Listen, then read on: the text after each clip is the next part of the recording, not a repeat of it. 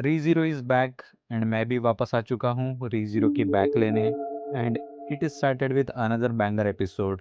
At this point ये तो बहुत कैजुअल हो चुका है रीज़ीरो को 9 पॉइंट रेटिंग वाले एपिसोड्स। खैर एपिसोड का रिव्यू करते हैं रीज़ीरो सीजन 4 पार्ट 2 एपिसोड 12। तो इस एपिसोड की शुरुआत वहीं से ही होती है जहाँ से सुबारू ने अपनी मेमोरीज खो दी थी, but this time it's different क्योंकि इस बार सुबारू के पास आइडिया है लोगों के बारे में एंड सिचुएशन के बारे में। सुबारू यहाँ पर एमिलिया को एमिलिया चान ही बुलाता है इंस्टेड ऑफ एमिलिया टान। एंड जब उसकी मेमोरी वापस आएगी तो ये एमिलिया टान वाला डायलॉग काफ़ी इंपॉर्टेंट रहेगा मेरे हिसाब से।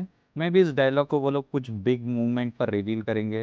एंड यहाँ पर सुबारू का गोल काफ़ी सिंपल है, वो लोगों का ट्रस्ट बिल्डअप करता है starting with Ram. Subaru Ram को एश्योर करता है कि वो अपनी मेमोरीज और राम को फिर से वापस लेकर आएगा एंड वो लोग खुशी खुशी घर चले जाएंगे।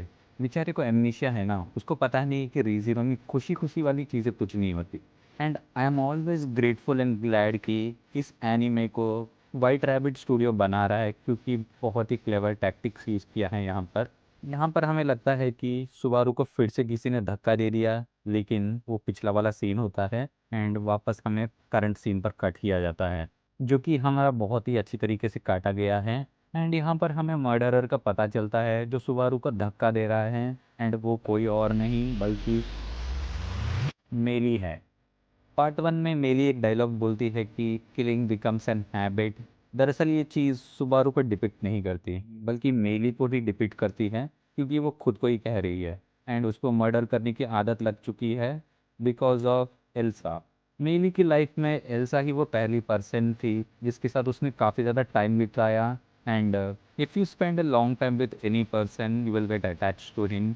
एंड सिमिलर केस है मेली और एल्सा के केस में। सो मेली एल्सा के डेथ को एवेंज करना चाहती थी इसलिए वो सुबारू को धक्का देती थी, लेकिन सुबारू और एमिलिया उसे एश्योर करते हैं कि एल्सा के अलावा उसे और भी चाहने वाले हैं। And just like that Subaru ने एक और लॉली टाइप पोकेमोन अपनी पार्टी में ऐड कर लिया है। एंड सुबारू सबको बताता भी है कि मेली ने उसे मारने की कोशिश की लेकिन उसने उसे माफ़ कर दिया क्योंकि मेली के अपने रीजंस थे एंड सब लोग समझ जाते हैं। एंड सुबारू यहाँ पर एक वर्ड भी यूज़ करता है कि जो लोग भी इस टावर में हैं सब लोग उसके टेक्स्ट बुक में रहने वाले हैं एंड उसके बुक में हमारे कुछ अच्छे कर्म रहने चाहिए, जो कि बहुत ही बढ़िया लाइन लगी मेरे को। तो एपिसोड 10 में मेली लाइब्रेरी को जाती है एंड वो एक बुक सर्च करती रहती है। मे बी वो एल्सा की बैक स्टोरी जानना चाहती थी एंड उसके बाद उसका हृदय परिवर्तन हो जाता है and she want to kill Subaru after that. And यहाँ पर हमें ये भी याद रखना पड़ेगा सुबारू का पर्सनालिटी स्विच क्योंकि वो अभी तक क्योर नहीं हुआ है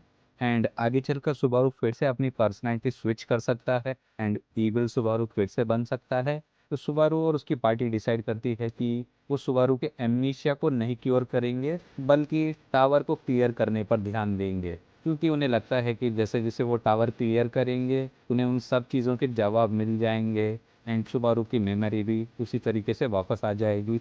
एंड अभी उनकी प्रायोरिटी है रीड एस्ट्रिया को हराना, तो इसके लिए उनको रीड एस्ट्रिया के बारे में और जानना पड़ेगा। So they are heading to library ताकि उसकी बैक स्टोरी पता कर सके। काफ़ी सारे सवाल है एंड जवाब बहुत ही कम मिले हैं हमें। फ्यूगल के बारे में हमें कुछ नहीं पता, लाइब्रेरी के बारे में हमें कुछ नहीं पता, टावर के बारे में हमें कुछ नहीं पता, वन पीस के बारे में हमें कुछ नहीं पता, हंटर एक्स हंटर के बारे में हमें कुछ नहीं पता।